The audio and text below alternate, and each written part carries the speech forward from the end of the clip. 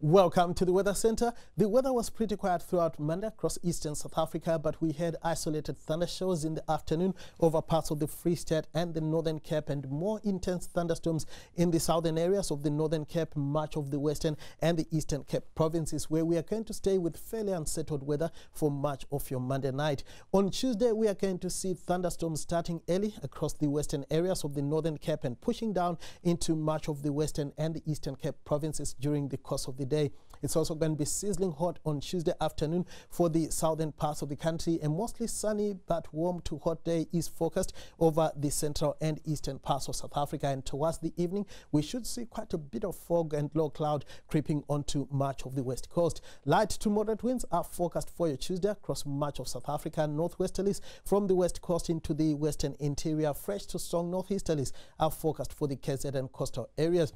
We have a warning in place for high fire danger for your Tuesday for much of the Northern Cape, as well as the northeastern sections of the Western Cape and the western interior of the Eastern Cape. There is a good chance of runaway fires wherever you see that shade of red. Now, we are going to see isolated to scattered thunderstorms on Tuesday over the western and southern parts of the Northern Cape. It's going to be pretty hot for much of the province, with Appington making it to 37 degrees on Tuesday afternoon. A hot one is also forecast across much of the Western Cape, with isolated afternoon and evening thunder showers in most areas. Cape Town could also hear rumbles of thunder in the afternoon, with temperatures warming to around 30 degrees. We are also going to see isolated thunder showers across the southern parts of the country. George and Somerset East peaking at around 37.